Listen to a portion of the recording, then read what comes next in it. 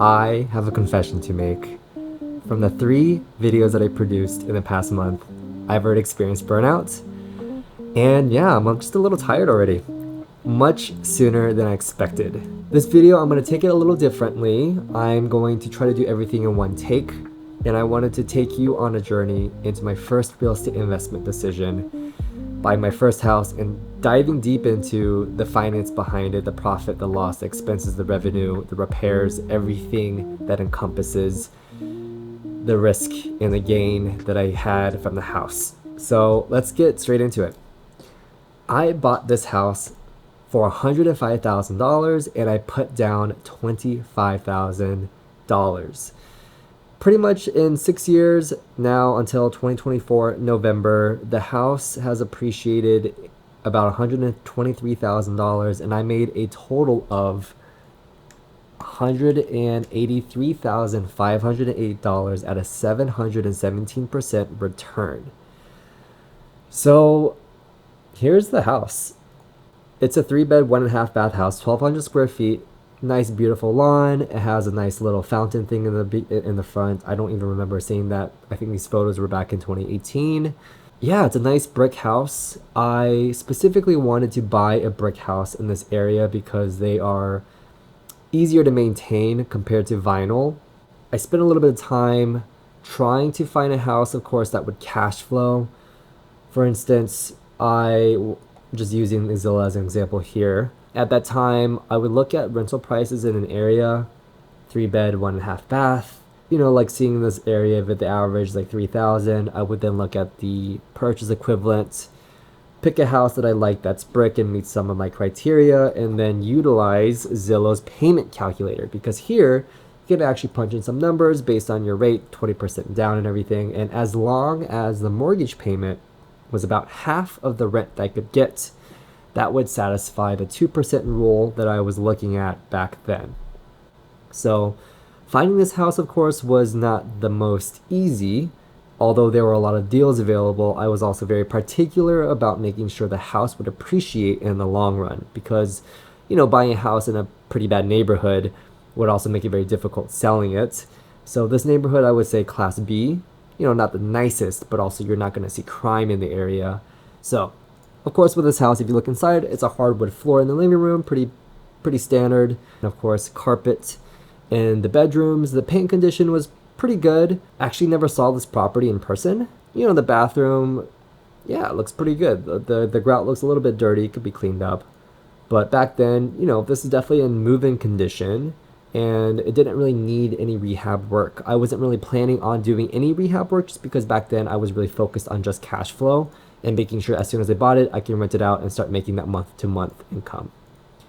So if you look at the history here, back in November 5th, of course, this is when it was sold for $105,000. It was actually initially listed for $115,000. And in the market at that time, you could submit bids that would be below listing price. And I was very fortunate to get it at a $10,000 discount.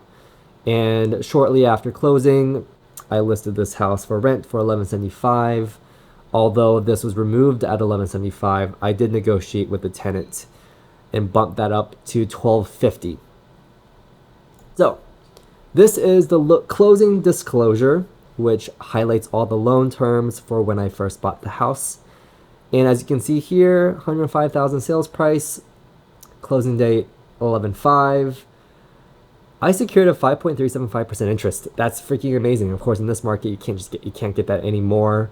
Here's the cash to close, $25,594. The closing cost was about $6,000. That just goes towards closing fees. And if you look at the monthly principal and interest, $470 a month. And with property tax and insurance, that was estimated to be around $694.84. So if you do the math here, right, I rented this property out for $1,250 and my month-to-month payment was $694.84. So I put that here in the spreadsheet. I only had 1 month in 2018. So in this spreadsheet, you can see that this is the annual rent that I received for each year. It is the rent that I charged times 12, and it did go up across these years, with 2023 and 2024 being the highest, and that's when I charged the most for rent. yeah, here are the repairs for each year along with the total mortgage. This is just a monthly mortgage.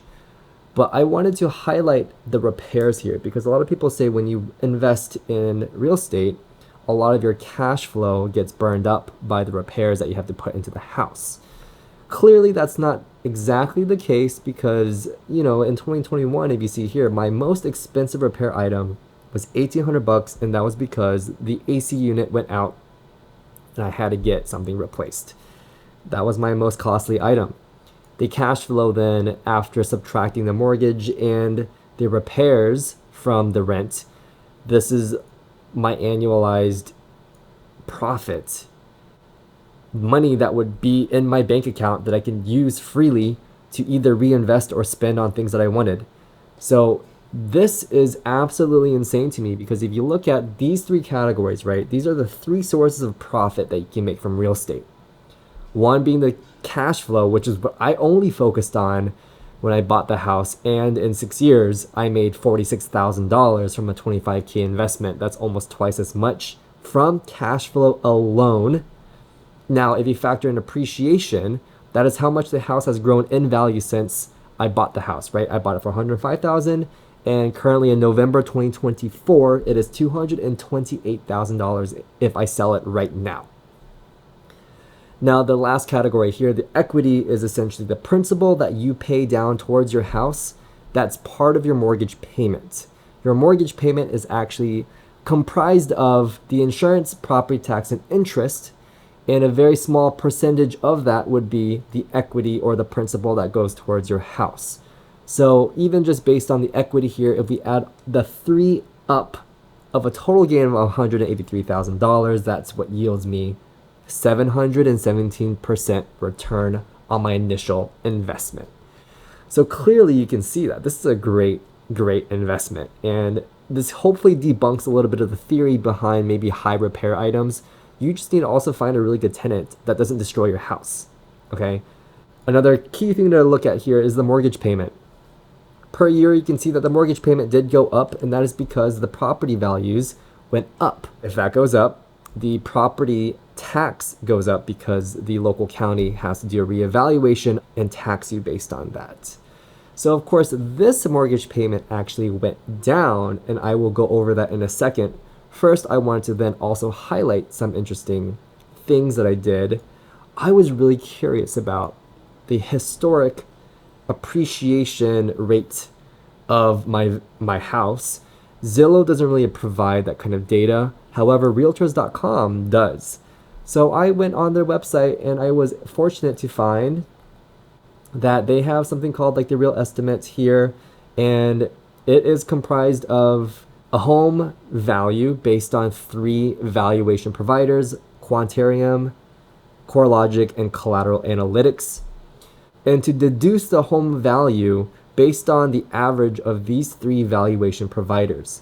So back in November 2019, I took these three and put it into my spreadsheet and then took the home value average from the three. So these are the inputs, and then this is the average based on each input. So as you can see here, very constant appreciation in my house. Great economy. Definitely would not have been able to predict that. The biggest jump here from like 123 to almost 160,000 was of course due to COVID. And then with interest rates decreasing, that just kept causing the house value to go up. And here's another graph showing the equity appreciation year on year. So you can kind of see the big jump from 2020 to 2021, where I gained, like from 18,000 equity and appreciation to 54,000. So that's freaking amazing. I want to then bring attention to this decrease in the mortgage payment. So one of the bigger things that people say about real estate is that when you buy a house, your money is tied up in the house and it's very not liquid. So for you to pull that cash out, you need to sell the house to be able to actually do things with the cash. Comparatively to the stock market, you buy a stock, if it goes up, sell, then you can transfer that to your account immediately, right? Over the course of like a couple of business days. But with this house, we really have to understand the concept of the fact that real estate is a little bit of a one-directional investment play. The best time to buy a house is when interest rates are high and your house value is low, respective to that. But then as the economy changes in an upward cycle, as interest rates decrease, per 1% of interest rate decrease, your house value actually grows 10%. So in 2021, the interest rates dropped and my house value grew. And I actually performed a cash out refinance. So at that time in 2021, my house value was appraised for $140,000. And I was able to open up a new loan that paid off my old one. And in any equity difference, I was able to cash that out. So in here, I actually received a $17,000 cash out, which if it's based on my initial cost that I put in, technically then net since 2021, I only put in $8,500. Here's the refinance statement.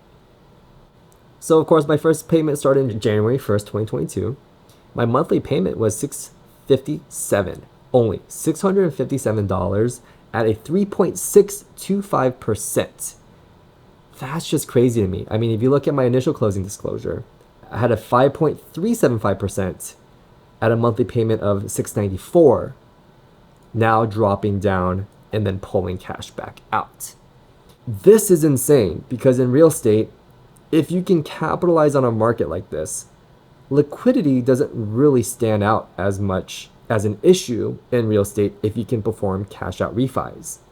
So despite then that happening, I pretty much leveraged a $105,000 with only 1/4 of the cost to then reap the same kinds of appreciation as if I owned the house in its entirety to make that 717% return. If you were to compare this to the stock market, I mean, imagine buying $105,000 worth of stock, and if that stock appreciates 10%, then you only make the 10% of the $105,000. But to be able to do that equivalent by only paying a fraction of its cost, the power of leveraging real estate can catapult your wealth generation by multiple folds. Absolutely insane to me. Lastly then, if we were to look at this chart, I took the S&P 500 price based on its historical value. November of each year since 2018, I logged the price at that time, then calculated their percentage return, and then the respective percentage growth. As you can see in this year, negative 20%, that's when COVID hit and the entire market crashed. So I compared what it would look like if you were to invest 25K in real estate based on my deal and 25K in S&P 500. The red is S&P 500. 25K back in 2018 would now be $54,000. That's almost 100% return. Versus if you do the same in real estate, you're looking at $209,000. This value is essentially my appreciation and equity and cash flow plus my initial cost that I put in. I mean, you're looking at like 6 times more. Of course, the biggest difference being the fact that I had to put my time and labor and stress into it. Looking here, clearly I made a lot more from real estate. And I hope that, you seeing the finances into this could influence and help you make decisions on what you would like to do with your money in the future. Plus, I'm going to make this spreadsheet public. If you have any questions about specific items, feel free to also DM me. But that's pretty much what I wanted to share for this video. And if you enjoy this kind of format, I'm more than happy to keep posting it. It's actually a lot easier for me. I don't have to do as many edits. If you have anything that I didn't address in this video, please let me know in the comments below. I'm also happy to answer them. Thanks so much for watching this video if you've gotten this far, and I hope to see you guys next time.